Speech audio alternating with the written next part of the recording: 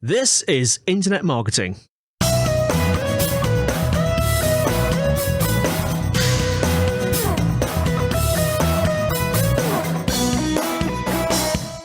Hello and welcome to the Internet Marketing Podcast, formerly known as the Site Visibility Podcast, produced by the team behind brightonSEO. I'm Kelvin Newman, and in today's episode, I'm joined by Chima Mmeje and Luke Gosha, and we'll be discussing how to use AI content in your marketing. Hello and welcome to today's episode. I'm always excited when we record these podcasts to get to speak to people who I have met via our conferences or kind of just more broadly know from the lovely community that we've got around digital marketing, where people are so willing and prepared to share their experiences and knowledge. So I was really excited today to bring together two people who I'm really excited about their take on what is a really interesting and current topic. So talking about content, which is one of those things that's right at the center of any form of digital marketing, whether you're an SEO, a social media person, a paid media person, any of those kind of different disciplines that you might be kind of operating in. Content is obviously very, very key. And of course, AI, it's one of these topics that, has been in the background for a decent chunk of time, but it really does feel like in the last 6 months or so, people are kind of dealing with it in a bit more of a practical way and actually making use of it in their processes and making use of it in their ways of doing things. So that's what we're going to talk about, but it's always lovely to get a bit of an introduction from our guests in terms of who they are, where they come from, and kind of how they came to work and talk about content. So I'm going to come to you, Luke, first, if that's okay. Can I get the who's Luke and yeah, how did you come to be involved in this world we're talking about now? Yeah, of course. So, of course, my name's Luke Gosha. I've been in SEO for around about 8-9 years now, and currently work at a fantastic agency called Redico Digital. I kind of fell into SEO, let's say. My final year of university, kind of doing a business and marketing degree, kind of come across SEO and was really intrigued and kind of almost just fell into it, really, and have not looked back since. But on the AI side of things, as you mentioned, kind of over the past year, just become a real enthusiast and really intrigued by the way that people are using AI, but also how human USPs are really enhancing the way we use AI as well. So in a nutshell, that's a little bit about me and kind of how I fell into SEO and a little bit about my AI enthusiasm, I guess. Nice one. And Chima, how about yourself? I always have trouble describing myself. Who am I? Open-ended question as always. All right, so I think, no, not I think. My name is Chima Mmeje. I'm the Senior Content Marketing Manager at Moz. The stuff I love doing more than anything else right now is creating omnichannel content strategies. And I'm obsessed with AI. Everything I do right now is on AI, writing content, editing content, brainstorming. Like I'm just really excited about all of the stuff that we can do about it. And I think for now, that's my bio. Cool. No, sounds perfect. And yeah, I mean, that gets us to a really interesting starting point for a question. Like, how do you feel about AI? Content and, content creators in, all the different shapes and forms in which they come could feel quite threatened by like artificial intelligence. Certainly that's the backstory or the context to some of the ways people have been framing AI. Chima, is that something that you like? It sounds here that you're very positive about it rather than like concerned. Is that fair to say? Look, Kelvin, I think it's just a lot of miseducation. And you know how people had all this propaganda around COVID-19 is the same thing that's happening with AI. What they don't understand, they just speak negatively about it. I keep telling people that if you see all of those posts where people are saying that the output is rubbish, the output is this, the output is that, blah, blah, blah, blah, blah, it's because they're not actually using it well. They're not giving good inputs. AI is garbage in, garbage out. I like to say, if you give it the right input, it's going to give you the right outputs. I've been using AI to write content, like I'm talking build entire topic clusters. And there's one I'm working on right now that when I publish it, people are going to be like gobsmacked to find out that I use AI to create that stuff. I use AI to edit content. I use AI to edit. Like 90% of the social media content I created last year, I wrote it with AI.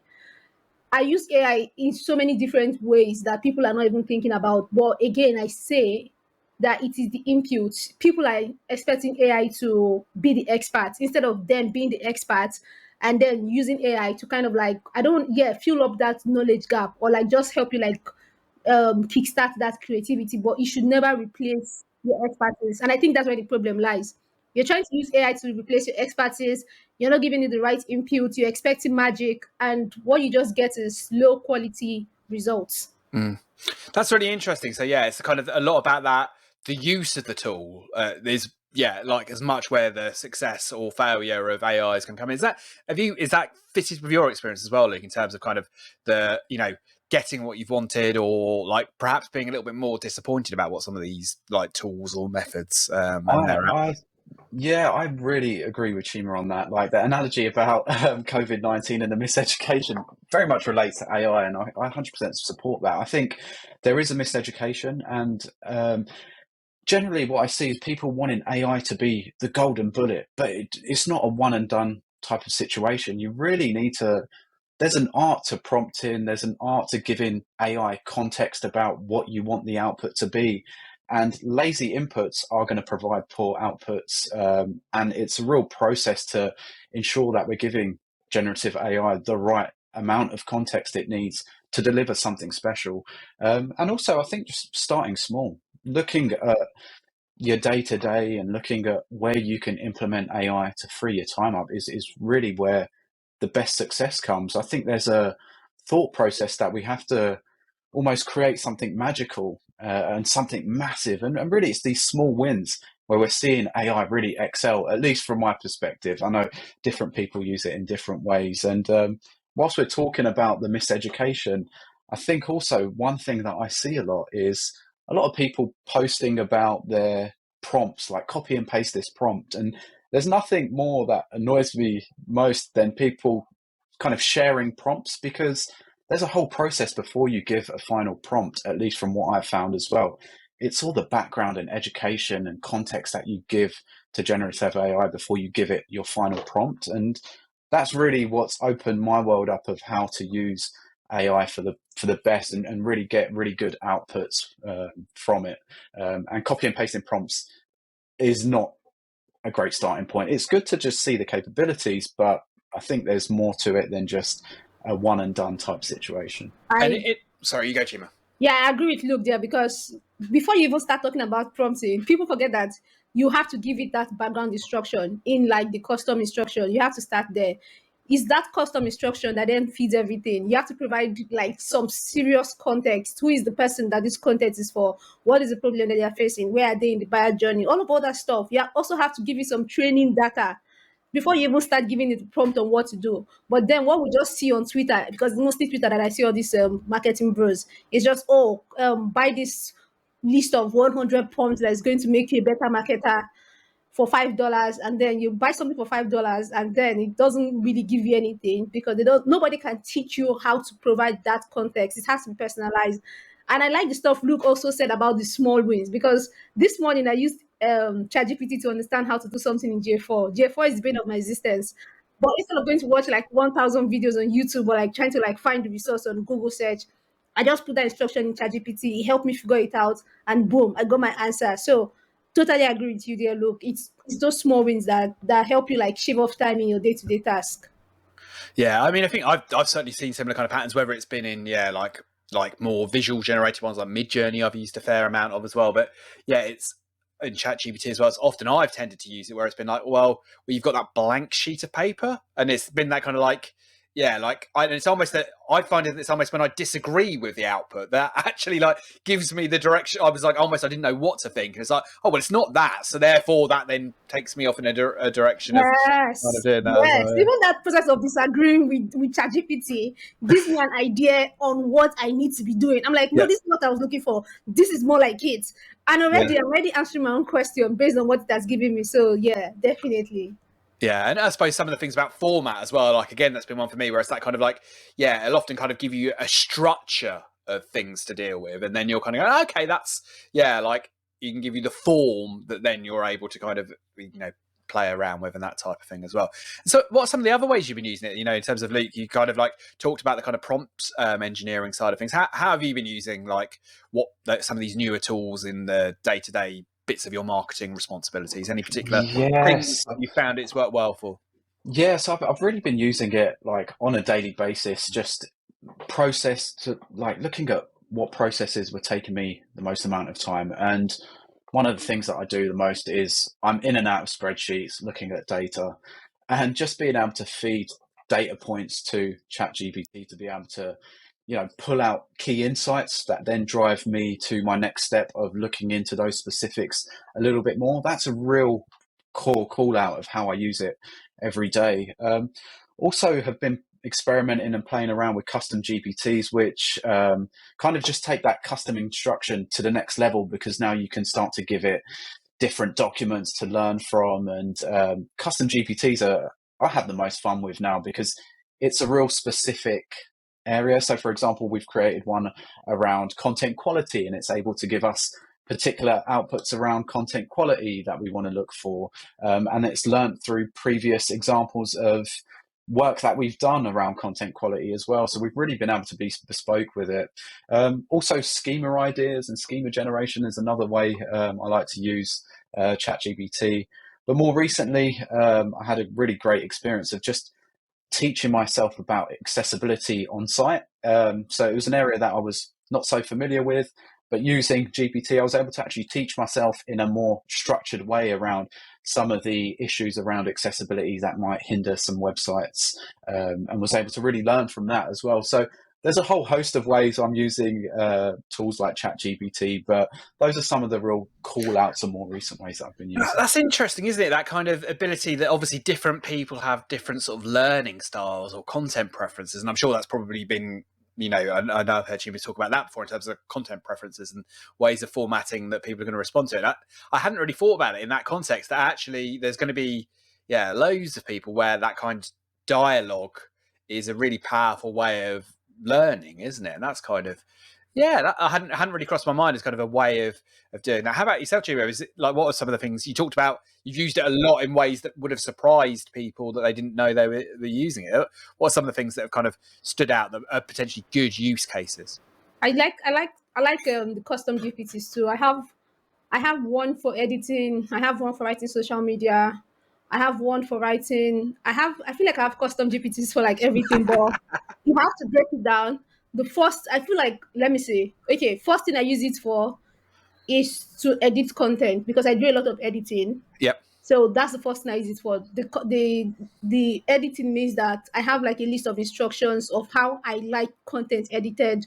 So I can just feed it some training data, and then it just goes to work. And honestly, that saves me so much time in a day. So much time. Like something that would usually take me like a full day now takes me maybe 2 hours. That is a lot of time saving. I use it to create content outlines. So usually what I do is that when I want to write something, or when somebody sends a content outline, I have an idea of what I want it to look like. So I can start with what I have in mind or what I want to cover if I'm the one writing the content. And then I ask ChatGPT to review these top 10 links ranking for this keyword, and then help me find gaps that I've not explored. Tell me what other resources I could add in here to like make the content pop. Tell me what else I could put in here that would improve the reader's experience. And then it just like takes my first outline and gives me something much more better. That's Then really interesting as well. And is that, I suppose there's an interesting process you go through there, which is like maybe trying to articulate preferences or approaches that you have that you might like have not had articulated before, perhaps, which is kind of, I suppose, a useful process to reflect upon. Like becoming better at working with like the people on your team, because if you're able to kind of articulate what you're looking for in a way, that's often a good skill to go into, right? honestly, I don't think I work really well with teams. I feel like I'm sorry, but it's true.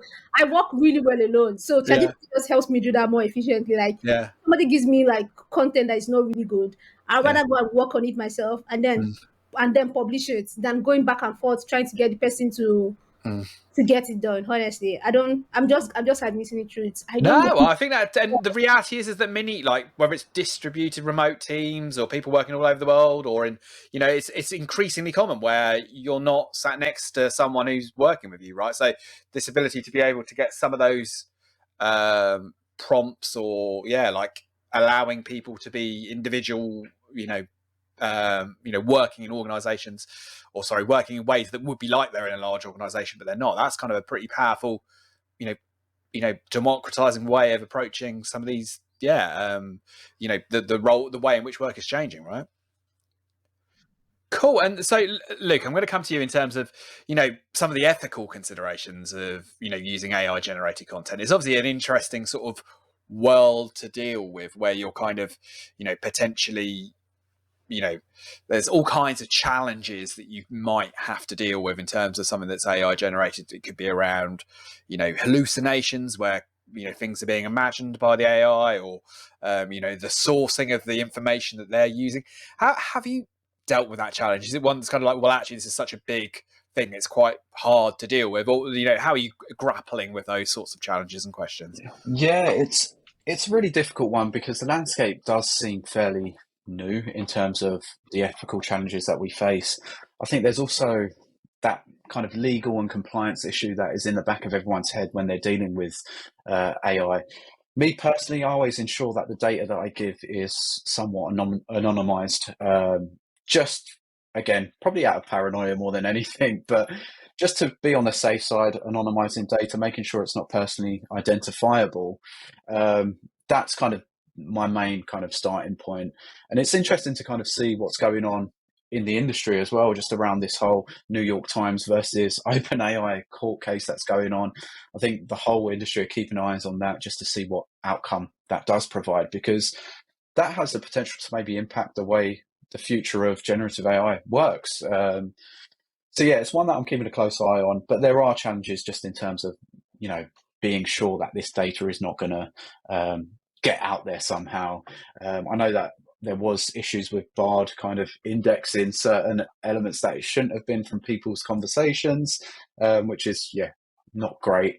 But yeah, I think, that's kind of where I'm starting with it, just ensuring that I'm not giving it anything identifiable, and just playing it safe, really. I suppose that's again that kind of realizing that this is new, right, and that there's going to be, I think we all need to be aware that how we're using these tools now is very different to how we were using them a year ago, and in a year's time it'll probably be very different as well. But acknowledging that these aren't perfect organizations, and that their behavior that they've got might not be 100% aligned with you as an individual and all the organizations that you're working with. So having that kind of awareness of that is good. How about yourself, Chima? It's kind of like potentially there's some, have you felt like conflicted in terms of how you use these tools, or the outputs they're producing, or some of the challenges around that? Again, I have to agree with Luke. You can never be too paranoid with any of these AI tools, honestly. So I feel like the safe thing to do is, I know it sounds manual, but is, I would say, first step, anonymizing your data. If you can, not saving history. Like when you finish a conversation, delete it, come back, save. I try to save the conversation offline. Like the training data, I try to save it offline. And then every time I want to do something, I come back and I put it brand new, finish it, delete it again. Even though it's manual work, honestly, it's worth it. I think the other one is about validation. Nobody's really talking about validation, even for people like us who are professionals, who are experts, who've been in the game for a while. There are still some times where I have output from ChatGPT that I think I've cross-checked, that oh, okay, this is correct, and then I go and do a bit of research later on, maybe a few days after, and then I realize that the information is false, and I start feeling like an idiot for not seeing it, when it's created the output. So I think that's another major concern, validation, because sometimes the rubbish might seem like something meaningful, but it's just rubbish. So there needs to be a validation process with the output. There also needs to be quality control. I don't think we're doing enough quality control because of how much pressure content teams are on right now to meet up with high quality and high quantity. there's just this insane demand now from content teams because of people assuming that ChatGPT can do all the work. And what happens is that you start seeing cracks through the pipeline, quality, there's no way to avoid it. It starts dropping. I think the last one has to be transparency. That's the most dicey. Like, how do you share with your clients that you're using AI? How much do you tell them about your AI use? Does that affect the way you charge them? Like, I don't think anybody is actually really talking about this. The Yeah. transparency of using AI and that data with the people that we work with. I suppose that is a really interesting, two elements of the bits I want to pick up on you were talking about there. And I think, it's definitely that kind of, that ability to sort of verify. And I think that one of the things I think is interesting and also sort of creates the challenge around this is that perhaps in the past, if there was, there'd be unconscious ways you could pick up in the, the reliability of a piece of writing, right? So if it was like, the grammar was poorly written or whatever it was, there'd be these kind of indirect things that you pick up on. And I suppose that's one of the challenges of the outputs of these large language models, is that they're so right in many ways that it's easy to assume that they're right in every way, which obviously isn't the case. And that's where that validation process comes in. I think that's interesting. Yeah. And how have you found that, Luke, in terms of is there kind of I suppose if you're working agency side or you're working brand side, there's going to be these challenges where people just assume that you're using an AI, so therefore the output must be terrible, or you're lazy, or you shouldn't be using that, when actually it might be the opposite, right? Where it's actually allowed you to do more, deliver more of what you were asked to do. Is that a quandary you're finding yourself having to kind of navigate? Yeah, I think transparency is definitely the best policy when it comes to AI and talking with clients about AI. But what I found more so is that it's freed up a lot of time for people to, use their other human-based skills, like whether that's creativity or analytical or critical thinking. Being able to use AI frees up time to be able to focus more in those areas. And I think from a client perspective, you're only going to be getting more for what you're kind of using the agency for, really, because that step of human intervention with using AI is super critical, and it shouldn't be ignored. Like, there should be validation process, there should be QA processes of reviewing content or reviewing work, and that's something that we do a lot, like making sure things are checked through thoroughly, and to also question, whether it's something that we've created or an AI's created, question it and ensure that it's factually correct. And I think that human intervention has to come in, whether you're solely relying on AI to create content or to, create something that you're working on to validate whether something's right or wrong. There should be that human intervention within the process before it goes client facing. I think that, and it's probably a good skill that probably should have been the case anyway, right? Which would have been easier to get, but probably that kind of QA, processing or validation stuff potentially is one that could have been in place and should have been a thing before, but now it's just given us that much to do that. Well, like I say, really, really interesting topic. I could talk about this for hours and hours, but our time's sort of coming to an end here. So I'd love to get a sense of, I'll come to you first, Luke, if that's right, in a kind of maybe a resource or a tip or be it a newsletter, a book, or a tool that you've used recently that you think potentially might be worth our listeners or viewers checking out in the coming weeks. Absolutely. So this one actually inspired my Brighton SEO talk topic, which will be in April. So it's the Everyday AI podcast, which is available on Spotify and other platforms. But there's a really, really great resource, a free webinar, which Jordan, the host of the show, kind of runs through. It's called the Prime Prompt and Polish webinar. It's an hour long. I recommend anyone to kind of sign up to it, but it really helps think about prompting in a different way. And as we mentioned, things like giving, before you've given your prompt, to give the generative AI context, give it background of your problem and what you're trying to achieve. I'd recommend you listeners to go and check out the Everyday AI PPP webinar course. It's a free course. It's definitely worth checking out. So I've made a note of that one myself to go and check that one out. That sounds like a good one. How much is that, Chima, as well? I think I would recommend, if you're an agency, there's a blog post I would recommend you read on the Moz blog. It was by what's his name again? Tom Jeffrey from Screaming Frog, and it's why should I pay you to use AI for my SEO? So I think it's a really good resource that digs into the ethical consideration, transparency, and all those nuances around working with clients when you use AI. Another one I would recommend is Tommy Walker. Tommy Walker, I think he has done some presentations around AI. He has some really, really, really good tricks on getting the best out of AI. Tommy Walker and Jacob McMillan. Just look for anything from these two guys around AI and automations. They are both really brilliant folks. Ah, lovely. Well, some really good recommendations. That's exactly what we love to hear, like people to go and check out and see what they're up to and all those kind of bits and pieces. But if our listeners want to kind of keep in touch with you and see some of your work and projects that you're working on, I know both of you, doing talks, doing, producing content and all of that sort of stuff. What's the best ways for them to kind of check out what you're up to and some of the things you're up to, Chima? Yeah, my website, Zenith Copy, Moz Blog, on socials with my name, Chima Mmeje. Fantastic. And how about you, Luke? So I'm really bad at socials, but I will get better this year. It's one of my plans. So yeah, you can follow me on Twitter. It's lgosh is my Twitter handle, but also the Redico website posts many different blogs, some written by myself and my other fantastic team members as well. So check that out if you're interested in kind of seeing what we're up to. Excellent. And yeah, of course, both of you coming up at Brighton SEO as well, I can definitely recommend. And that session, I know I really want to go and see it as well. So yeah, thanks so much. And yeah, we will keep in touch. And thanks everybody for listening along. And we will be back again very soon with some more episodes.